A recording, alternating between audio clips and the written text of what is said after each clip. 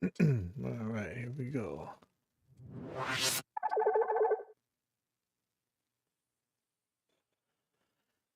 All right, it is the day before Thanksgiving here in the US of A. This is evidence-based audio number 194, and this is the elusive Windows Snow Leopard. All right, so first of all, there's some Black Friday sales going on, some Isotope stuff that says $49. If you want to buy some sort of, I guess, $200 a year Pro Tools subscription, that's like $100 off. SSL's got something for $49. What's going on here? Let's see. Let's take a look. Oh, so $49 for all the compressor things, or is this all three of them? Let's see. I have no idea what this is. Is this $49 each or $49 for all three? It says normally $400. It's $50 right now. The drum strip, vocal strip, and guitar strip, whatever that is. So normally $400 for $50. That's a pretty nice deal. All right. Let's see. IK Multimedia's got a bunch of stuff going on. I know everybody's talking about Tonex right now. Let's see what they got for theirs. I think the lower versions of Tonex you can't capture with, but after that you can. $800 off for IK Multimedia Total Studio Max. I don't know if that comes with every single T-Rax product. That's kind of an insane deal. $200. I don't think so though, because it says, maybe. Amplitude 5 Max for $99. So I wonder if that comes with Tonex. Where's Tonex? I don't know why I'm sniffly. Sorry. Where's Tonex? Is Tonex not in here? Let's take a look at the Amplitude Max.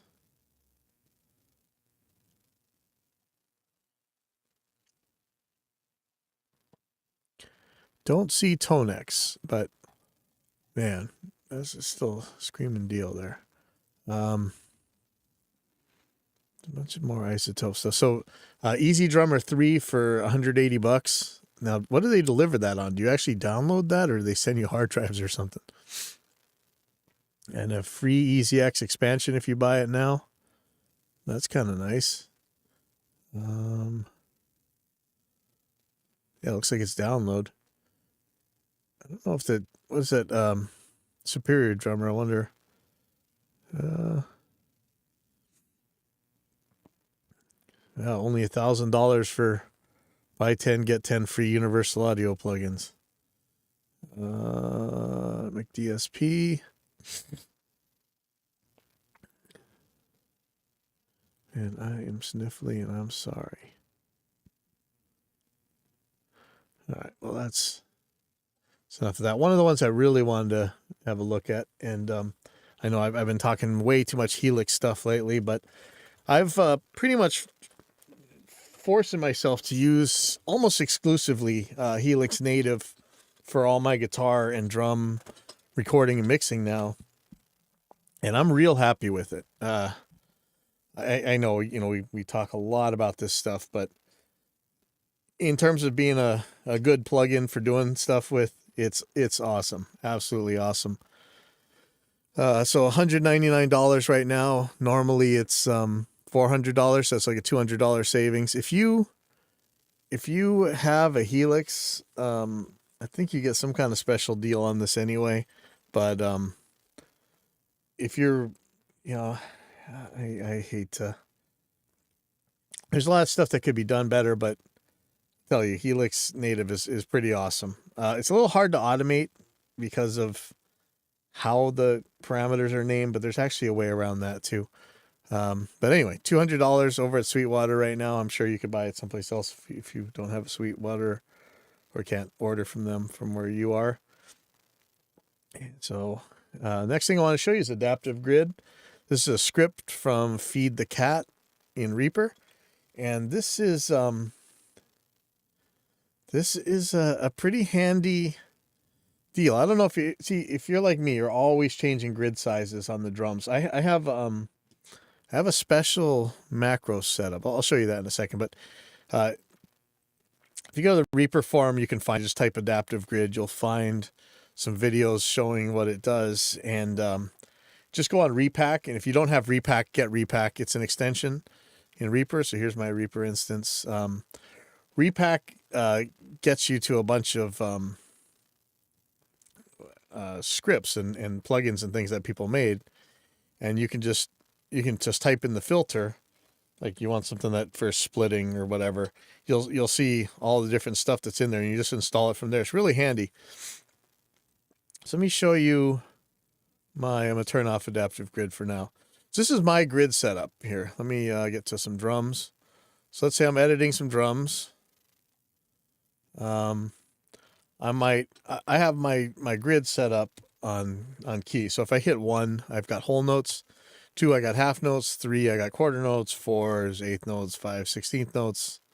And I think, do I have 30-second notes on? Yep, 30-second notes if I hit 6.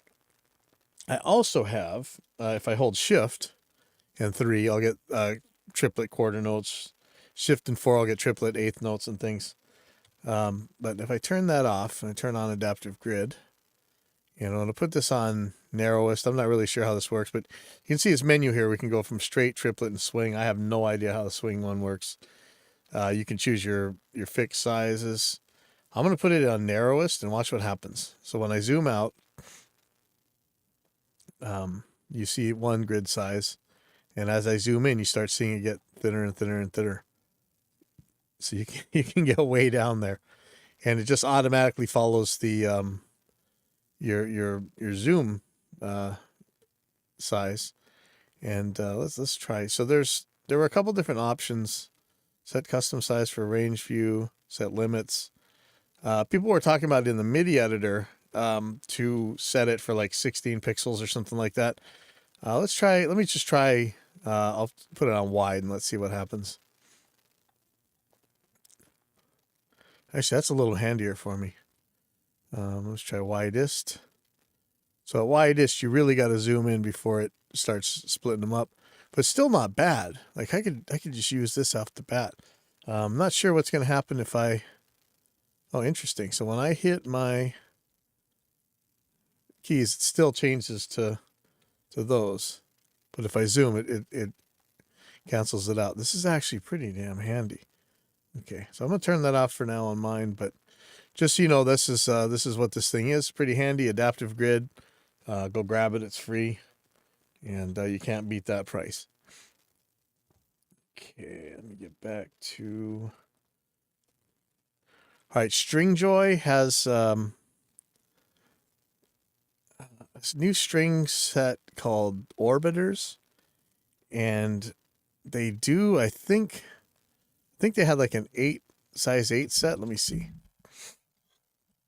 Yeah, down to 8 to 40. They're calling these balanced string sizes. So if you take a look at the sizes, 8, the 10 is a 10.5, 13.5, 22 wound, 30 wound, 40 wound. I think, let me see. Let me just check real quick. So a 30, 22 wound for your D, 30 wound and 40 wound. Is that right? So what they're doing, actually, we're looking at the string tension calculator right now that Stringjoy has. So it was 10.5 and 13.5. So if we look, the tension is around 8 for their 8 set anyway. Is around 11 pounds of tension for their plain strings, and 14 pounds of tension for their wound strings. You know, I think we talked before about balanced sets, progressive tension sets, things like that. If you really look at how most string sets are made, they're like just wildly wacky in sizes. Like let me let's just pull something up. Let's do like a Diodario string. So let's look at like a set of 9s, for instance. Let's find electric. Okay, so here's a set of 9s. Oh, wait a second. Yep. Okay, so it's 9, 11, 16. So 9, 11, and 16. And then 24, 32, 42. 24, 32, 42. Okay, so check it out. We got 14 pounds, 12 pounds, 16 pounds, 16 pounds, 17 pounds, and 15 point out. So this is actually a little bit more balanced than you'll often see. The 9 set seems pretty good, but you'll see some crazy jumps in tension on a lot of strings. And it's nice to use these string tension calculators if you really want to go crazy. I used to build up my own sets of strings. I don't anymore, but I may do it again. Stringjoy actually has a 7-string set that I think you can get with 8s. I play 8s, I know, sue me. But this is a very well balanced set, this 6-string set. But these are these are coded, supposedly like the elixirs or whatever. So let me says Stringjoy Orbiters coded electric guitar strings are the go-to coded strings when you want crisp top end, higher output, and out of this world durability using a special enamel coated nickel plated steel wrap wire, and uncoated core wire, and our famously nuanced winding process. Best of both worlds, coated and uncoated. Lasts long, feels natural, and has a resonance previously unheard of in coated electric guitar strings.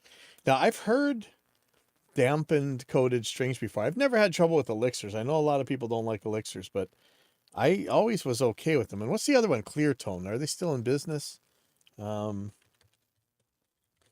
Clear Tone used to make coated strings that could hold up here in Hawaii. That's always been kind of a problem. But they didn't make 8s, so I don't end up using them. The string joys are actually pretty damn expensive, honestly. Let's see. Coated. So these are just saying treated. I don't know if, yeah, here's so coated clear tone artist signature series. Let me just look at the electrics real quick. 10s and 11s. Yeah, I don't see anything very light. Electric strings. Let's look at the custom shop. Yeah, see, they don't have any 8s either. So the string joys, you know, $14 a set or whatever. Yeah, $15 for a set of 6. It's kind of a lot compared to what some of the other online string makers are making, and that's actually like more money than a brand new Diodario. That doesn't mean it's bad. So let's look at the 7-string signatures. These aren't the coded ones.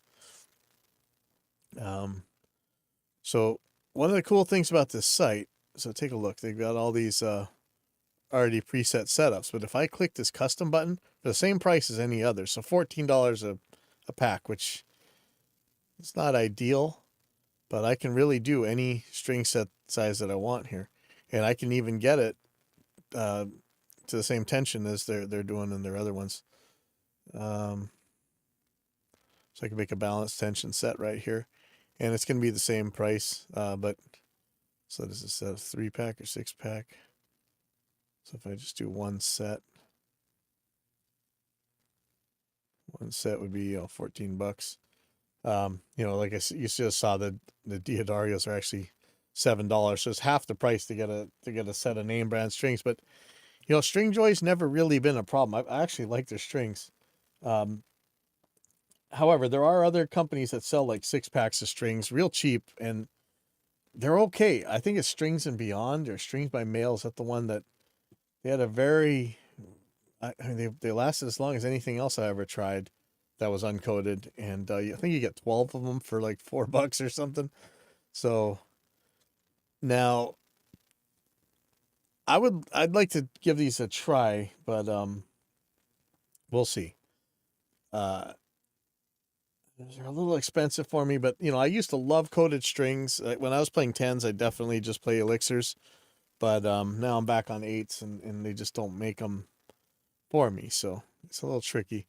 But one of the cool things about Stringjoy is that they have a tension calculator, like we saw earlier what we're using. You could put in, more strings or like just scale length like I have on 28-inch guitar or whatever. Put your drop A in here. If you want to see like what I'm running, 8, 11, 15, I think. See, my set's all over the place. I'm basically using a Diodario 8, and then I think it's 54. Like my my low A has like no tension. I think I'm doing like 38 for my low E anyway. So yeah, I'm down pretty low tension on mine, but this calculator is really handy, especially if you're going to be playing a lot of drop tuning or you're running a longer scale length and you're just like, wow, why is the tension so high? What do I have to do? And the reason I'm using this one is that the one I used to use, String Tension Pro by Diodario, I saw a video where one of the guys who actually worked for them said, this is how you actually say the name. And I think it was Diodario or Diodario. I think that's what they said. They didn't say that. They didn't have the A. It's like Diodario. And they have been out since like 2018 or maybe 2019. The site's been down. But that's the one I used to use, the String Tension Pro. It's pretty handy. I have no idea why they haven't fixed it in all this time. This is kind of nuts. You would have expected them to fix it a long time ago. And we just got our new web pages. Let's see how this looks. So there's a new build of multiband gate. If you guys want it, it's going to be up on Sendowl in a second. Really nothing's changed but graphics. There's some stuff going on in the background that's actually gonna make a pretty big difference, I think, to you guys. But for right now, we're just it's just slight graphics update as we move to a new graphics system, which is gonna make this thing way cooler. And it's actually a lot of stuff going on right now with our multiband gate. But here's our new website that you guys are working on. This is actually looking pretty cool. All right, let's see if we can learn more here. And we should be having a Black Friday sale in a little bit. Look, there's Alex and Trey. Why you need multiband gate. Yeah, here we go. Awesome. Thank you, guys. All right. Anyways, so let's move on here. All right, so here we have a problem. I think we talked about this a couple times. Let's see, let me just thank these guys for the new website. Okay, so this is if you have Helix Native, for quite a long time now, years now, there's been a problem with it on many computers just showing a blank screen or giving you this failed to connect to DSP engine.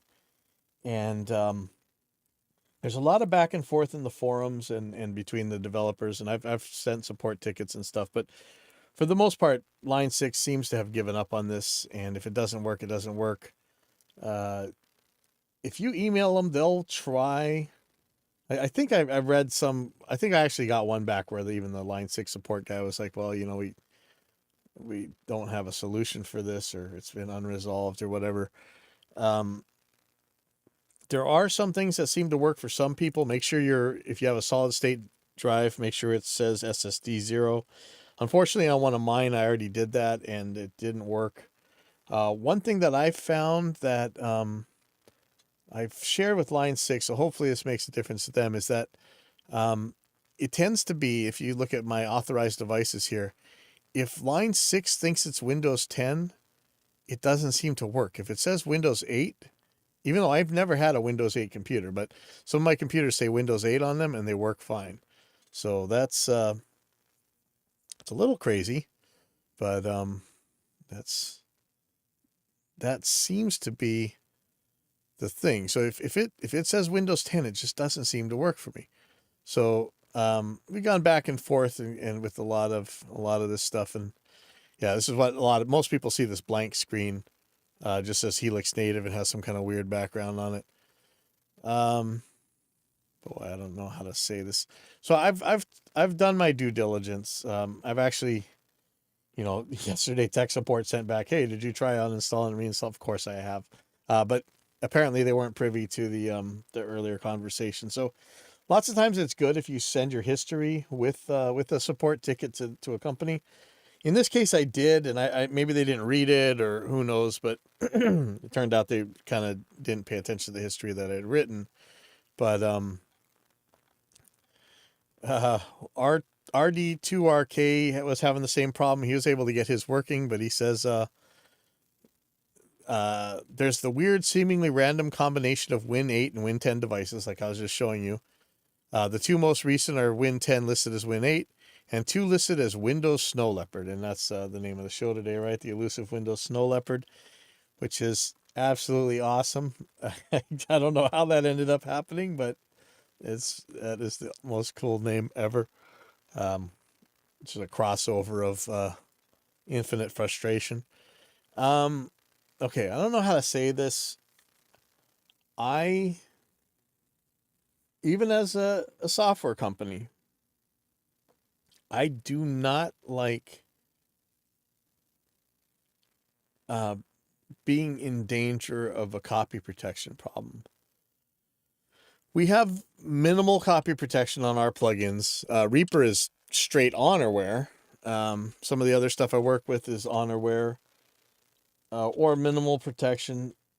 There's things like Slate's Trigger where when it doesn't work, it doesn't work. It's on iLock. It's a total pain in the butt. I try not to use plugins that,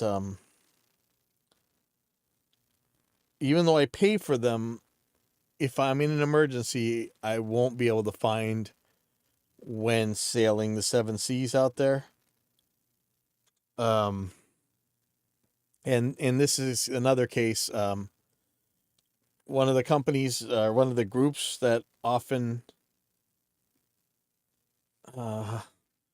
sails those seas with you, just put out a version of Helix Native 3.5. So even though I paid for it, I had to do a little bit of scallywagging in order to get it to work on my laptop, and I'm thankful that somebody was able to do that. And I know it's a huge debate topic, and I understand people feel different ways about that, but it should work. So better get the thing working so we don't even have to worry about that stuff. But there you go. If you really need Helix Native to work, you've paid for it and it won't work, go see Redbeard or Blackbeard or whatever, and you'll probably find a way to get this done. Okay, so man, we are always talking about routing on here, and heard a lot about this Source Nexus lately, and I've seen a couple videos. This is a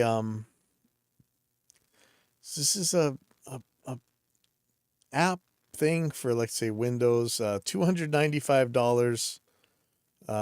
Actually, so Mac OS or Windows, it will supposedly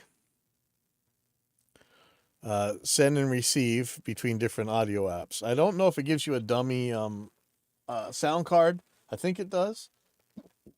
I don't know, for $295, that's hurting. But if you really need this type of solution, this may be the thing to go with. I think there's been so many of these, all the way back to virtual audio cable, right? But let's see what's route audio from Pro Tools into OBS. I wish I would have said more on here, but it seems to let you route between one app to another, and you guys on Apple, you're not immune. I know I always hear about this crap, how it's not a problem on Apple, you just aggregate the device or whatever. No, you don't. On Apple, I'm using something called like Black Hole or I don't know. I had to pay for something and it ended up working, but It's no easier on Apple than it is on Windows. In fact, I think it's a little bit harder because you got to buy the stuff. Anyway, so this is Source Nexus. If you really need something like this, NDI tools hopefully will be working. So far, not so good, but one of the other ones out there is Brandon Sills got a video right now. He's been pushing this for a long time. If you're not a subscriber of Brandon Sills on YouTube, that's SILLS.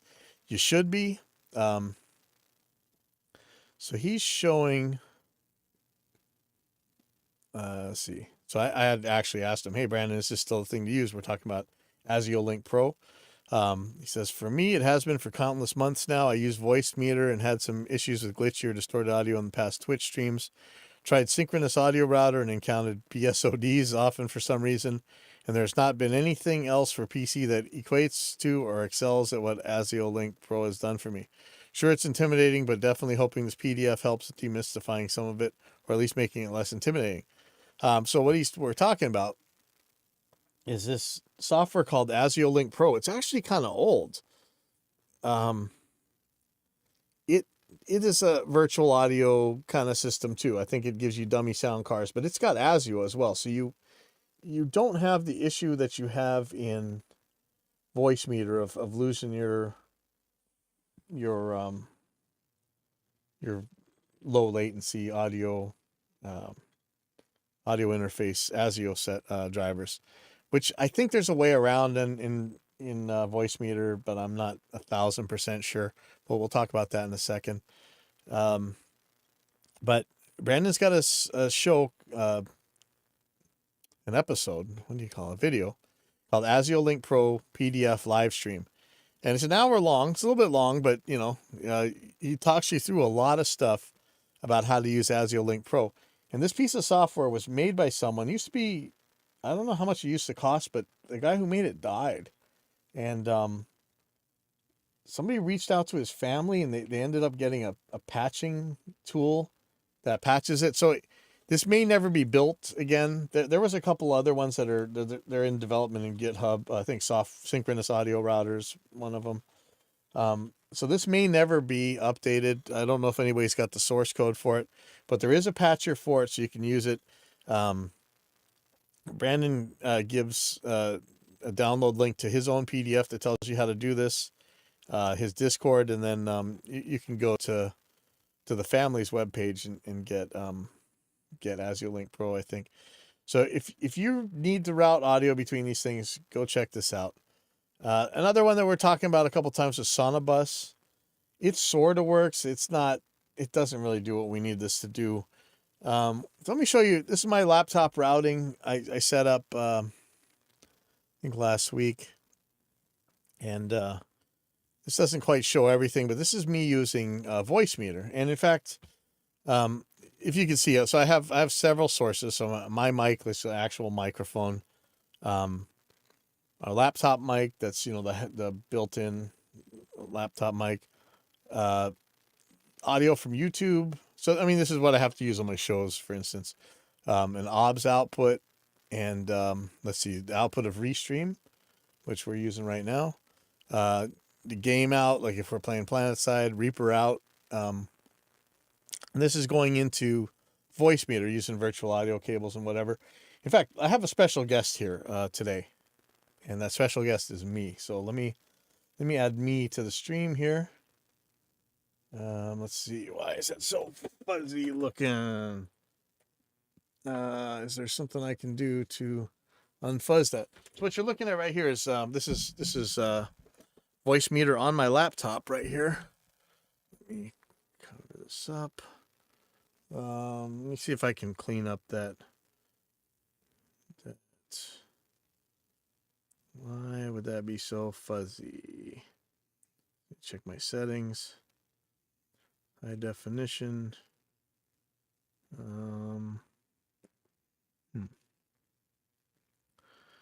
I don't know that I can get that prettier than that. That's kind of sad. But so if you're looking at it, Voicemeeter lets you play stuff out of too, which is pretty cool.